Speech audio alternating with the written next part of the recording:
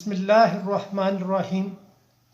अल्लाहुम्मा सल्लि अला सय्यिदिना व मौलाना मुहम्मदिन व अला आलि सय्यिदिना व मौलाना मुहम्मद कमा सल्लैता अला इब्राहीम व अला आलि इब्राहीम इन्नका हमीदुम मजीद। माई व्यूज़ ऑन न्यूज़ के प्लेटफॉर्म से शहबाज भट्ट आपकी खिदमत में हाजिर है।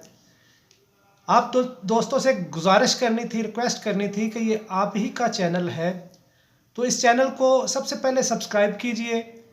फिर कमेंट सेक्शन में अगर आपको कोई चीज़ पसंद आए तो उसको अप्रिशिएट कीजिए, और अगर पसंद ना आए तो आप अपनी राय का इजहार करें कमेंट सेक्शन में।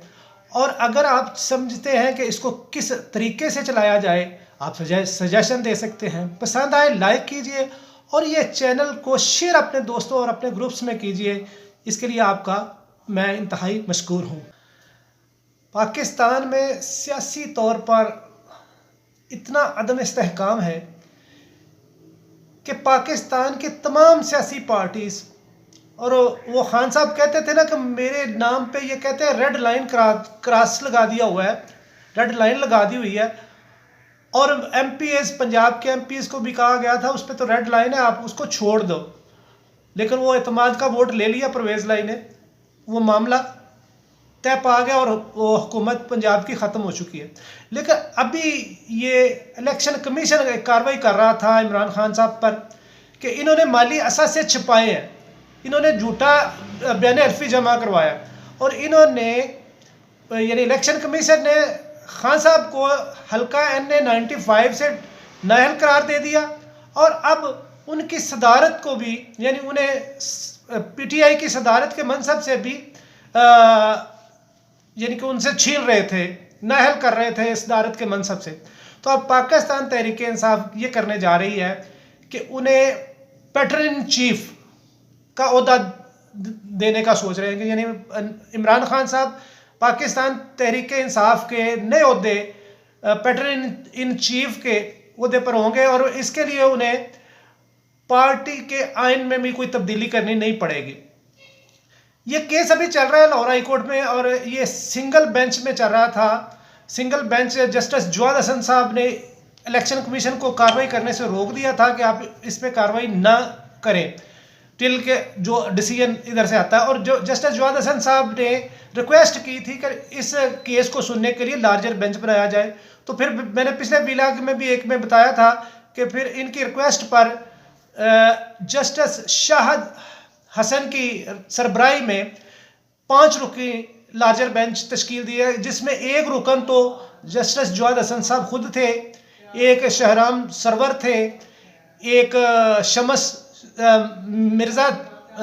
महमूद मिर्ज़ा है, और एक शाहद हसन है। इस तरह ये 5 रुकनी जो लार्जर बेंच है, ये अब इस केस की समाअत करेगा और देखेगा कि, लेकिन PTI ने इसको काउंटर करने के लिए एक नया ओहदा बना लिया जो पाकिस्तान तहरीक इंसाफ में पैटर्न इन चीफ का।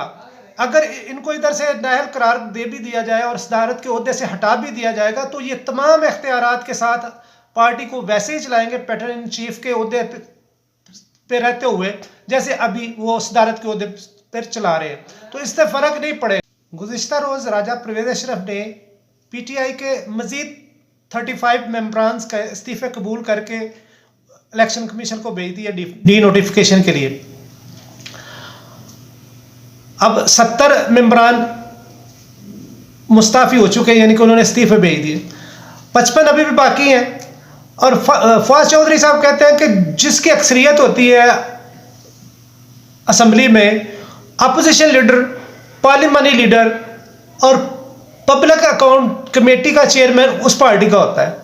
अभी फिर वो असम्बली में जाएंगे, और उससे पहले मुमकिन है कि चूँकि राजा परवेज़ अशरफ साहब ने इजलास मुलतवी कर दिया हो 1 हफ्ते के लिए, 1 हफ्ते के बाद जैसे ही इजलास दोबारा शुरू होगा, तो हो सकता है वो फिर इनके 35 बंदे मजीद इस्तीफ़ा कबूल कर लें, 35 के मजीद, इस तरह फिर रह जाएंगे 20।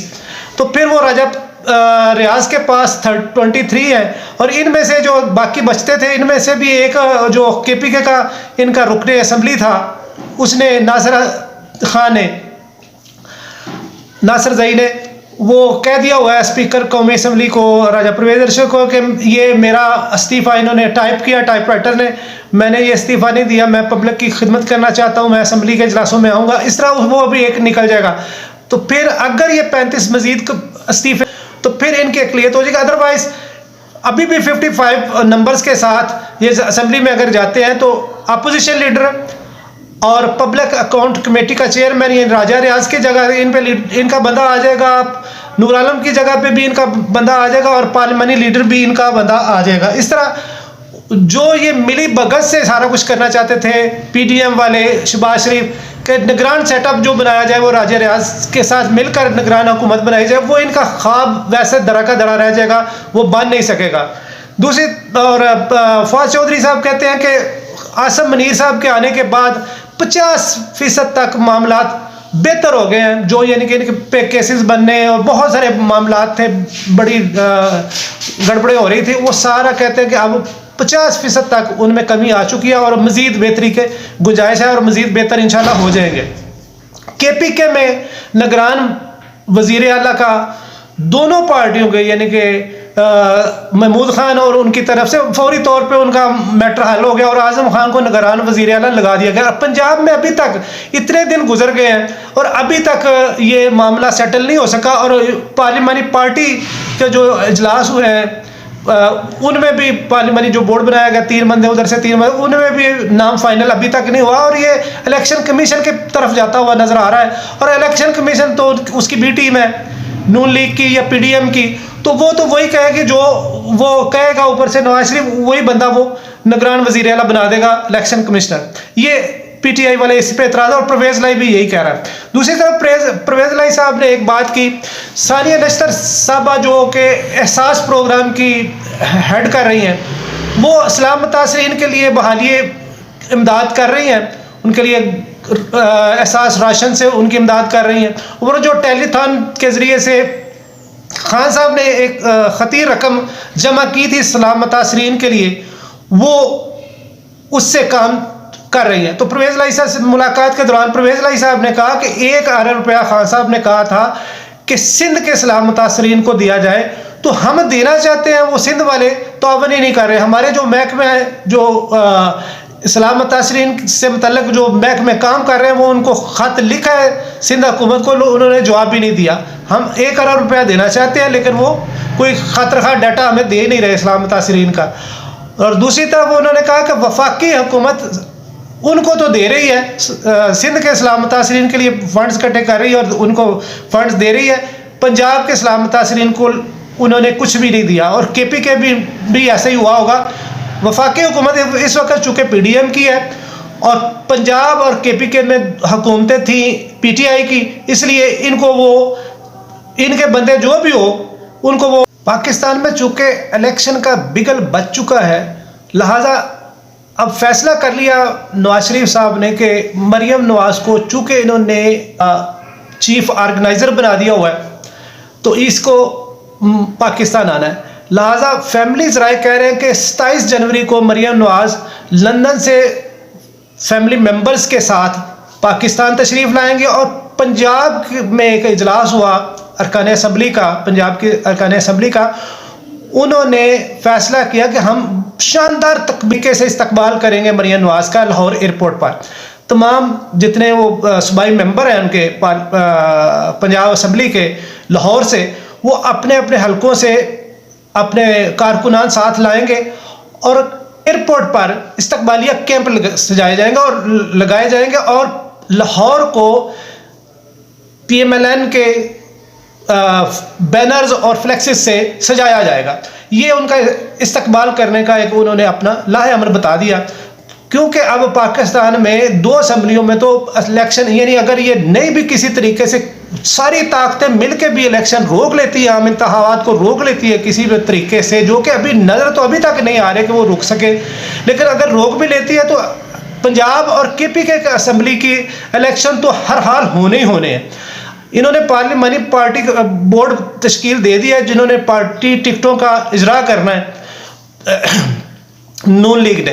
लेकिन दूसरी तरफ फरतुल्ला बाबर साहब जो पाकिस्तान पीपल्स पार्टी पार्लियामेंटेरियन के रहनुमा हैं, उन्होंने कहा कि हम पीडीएम का हिस्सा नहीं है, लिहाजा हम ये जो इलेक्शन का बाइकआउट कर रहे हैं, जो 35 नशिस्तें खाली की हैं, पहले 35 खाली की, फिर 35 खाली की हैं राजा प्रवेश में, तो हम यानी कि वो कह रहे हैं कि इन्होंने तो किसी सीट पे इलेक्शन न लड़ने का ऐलान किया है पीडीएम ने, लेकिन चूंकि हम पीडीएम का हिस्सा नहीं है, हो सकता है वो अपने कैंडिडेट्स लाएं, इलेक्शन में उतारें, ये उनकी तरफ से खबर है। अब आइंदा दिनों में देखते हैं कि होता क्या है। अब तक के लिए इतना ही।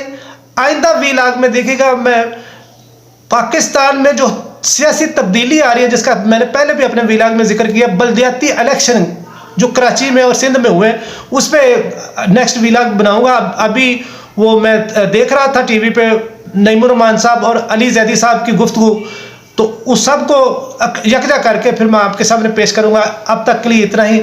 दुआ में याद रखिएगा। अल्लाह हाफिज़।